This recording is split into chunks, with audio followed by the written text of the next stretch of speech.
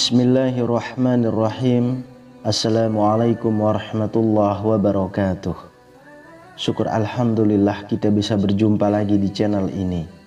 Sholawat dan salam selalu dan tetap tercurahkan kepada junjungan kita Nabi besar Muhammad sallallahu alaihi wasallam. Allahumma sholli ala sayyidina Muhammad wa ala ali sayyidina Muhammad. Harapan dan doa saya semoga saudaraku semuanya selalu diberikan kesehatan, dilapangkan rezekinya, diampuni dosa-dosanya, dan dipanjangkan umurnya. Amin ya rabbal alamin. Sahabat beriman yang dirahmati Allah, ada 4 larangan yang hendaknya dihindari saat mengerjakan sholat tahajud. Melakukan salah satu dari 4 larangan ini berarti menyalahi sunnah yang bisa mengurangi atau bahkan bisa menghilangkan pahala keutamaan sholat tahajud. Lalu apa saja 4 larangan itu? Yang pertama adalah mengerjakan sholat tahajud lalu meninggalkannya. Dulu ia rajin mengerjakan sholat malam dan tahajud, namun sekarang ia tinggalkan. Ia hanya ingat sholat tahajud ketika susah saja, ketika mendapati masalah, terhimpit hutang atau dirundung duka. Namun ketika kondisi lapang, senang, dan bahagia, ia lalu lupa dengan meninggalkan sholat tahajud itu. Sholat tahajud yang seperti ini mendapat kritikan dari Nabi Shallallahu Alaihi Wasallam. Sebagaimana dahulu beliau pernah berpesan kepada Abdullah bin Amr bin As, "Wahai Abdullah, jangan kamu seperti si fulan. Dulu ia rajin sholat malam, lalu sekarang ia meninggalkan bangun malam." Hadis riwayat Bukhari dan Muslim. Sholat tahajud bukan dilakukan ketika susah saja, ketika ditimpa masalah, dililit hutang atau dirundung duka. Namun ketika lapang pun ibadah tahajud harus tetap dilakukan. Rasulullah Shallallahu Alaihi Wasallam bersabda, "Kenalilah Allah di waktu lapang, niscaya Allah akan mengenalimu ketika susah." Hadis riwayat Ahmad. Meninggalkan sholat tahajud setelah melakukannya termasuk perbuatan yang dibenci. Sebaliknya, Rasulullah Shallallahu Alaihi Wasallam memuji seseorang yang rutin dan istiqomah mengerjakan sholat malam, baik ketika susah maupun senang. Beliau berkata mengenai Abdullah bin Umar yang rajin mengerjakan sholat malam, "Sebaik-baik orang adalah Abdullah bin Umar seandainya ia mau melaksanakan sholat malam." Salim berkata, setelah dikatakan seperti ini, Abdullah bin Umar tidak pernah lagi tidur di waktu malam kecuali sedikit. Hadis riwayat Bukhari dan Muslim. Beliau Shallallahu Alaihi Wasallam telah memberi contoh tidak meninggalkan sholat malam meski beliau dalam kondisi sakit. Aisyah radhiyallahu anha berkata, "Jangan tinggalkan qiyamul lail, karena sesungguhnya Rasulullah Shallallahu Alaihi Wasallam tidak meninggalkannya. Dan apabila beliau sakit atau malas, maka beliau sholat sambil duduk." Hadis riwayat Abu Daud. Lalu yang kedua, mengkhususkan sholat tahajud pada malam Jumat. Meski malam Jumat adalah malam yang utama dan istimewa, tapi mengkhususkan sholat tahajud di malam Jumat saja termasuk amalan yang makruh dilakukan. Diterangkan dalam hadis dari Abu Hurairah radhiyallahu anhu bahwa Rasulullah Shallallahu Alaihi Wasallam bersabda, "Janganlah kalian khususkan malam Jumat dari malam-malam lainnya dengan qiyamul lail atau sholat malam." Hadis riwayat Muslim. Untuk menghindari kemakruhan sholat tahajud di malam Jumat, maka kita bisa menambahkan sholat tahajud pada malam sebelumnya atau sesudahnya.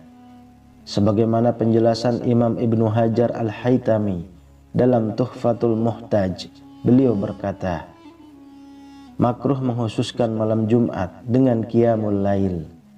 Maksudnya dengan sholat, karena larangan yang terdapat dalam hadis riwayat Muslim. Dari situ, sebagaimana kitab matan Minhajul Abidin, dirumuskan hilangnya kemakruhan dengan menambahkan 1 malam sebelumnya atau sesudahnya.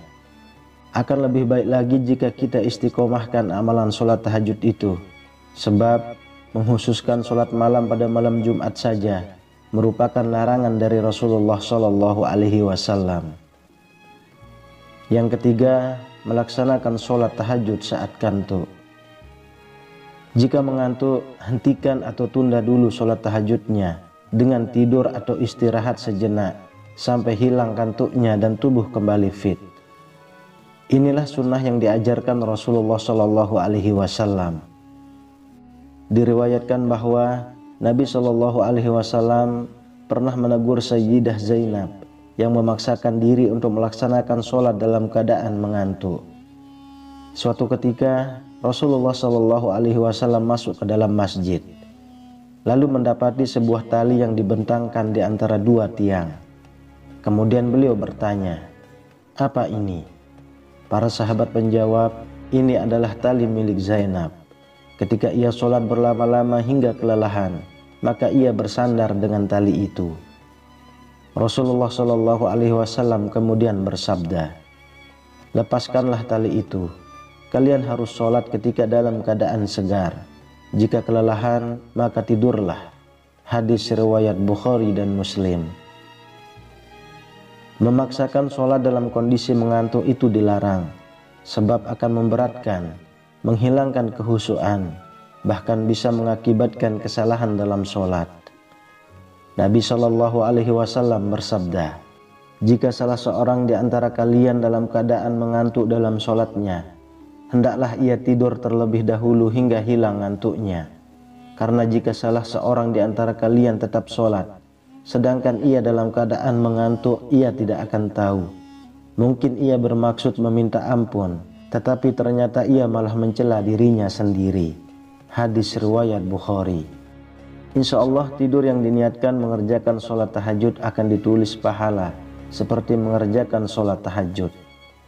Nabi SAW bersabda, "Siapa yang mendatangi tempat tidurnya dan ia berniat untuk melaksanakan sholat malam, lalu ia tertidur hingga pagi, maka dia tetap mendapatkan apa yang diniatkannya." Hadis riwayat Ibnu Majah dan An-Nasai. Tidaklah seseorang berniat mengerjakan sholat pada malam hari, lalu ia tertidur, melainkan Allah akan menetapkan baginya pahala sholatnya, sedangkan tidurnya itu menjadi sedekah baginya. Hadis riwayat An-Nasai. Kemudian yang keempat, bertahajud semalaman setiap hari. Meski sholat tahajud itu baik diamalkan setiap malam, tapi bukan berarti dengan cara yang memberatkan. Sebab memberatkan dalam amalan itu bukan termasuk sunnah yang dianjurkan, bahkan ia dilarang. Rasulullah SAW telah memberi peringatan, "Demi Allah, akulah orang yang paling takut kepada Allah dan paling bertakwa kepadanya di antara kalian. Tapi aku kadang berpuasa dan kadang tidak. Aku mengerjakan sholat malam dan juga tidur, dan aku juga menikahi perempuan. Siapa yang membenci sunnahku, maka ia tidak termasuk golonganku." Hadis riwayat Bukhari dan Muslim. Beliau SAW juga telah mencontohkan seperti yang disebutkan Sayyidah Aisyah radhiyallahu anha. Ia berkata, "Aku tidak pernah melihat Rasulullah SAW mengerjakan qiyamul lail semalaman sampai subuh, dan tidak pula pernah melihat beliau berpuasa berturut-turut kecuali di bulan Ramadan." Hadis riwayat Muslim. Maka dalam melaksanakan sholat tahajud itu tidak boleh berlebihan hingga memberatkan, yang akhirnya terputus di tengah jalan. Apalagi jika sampai melalaikan kewajiban yang seharusnya ditunaikan, maka yang demikian ini jelas dilarang dan menyalahi kesalahan.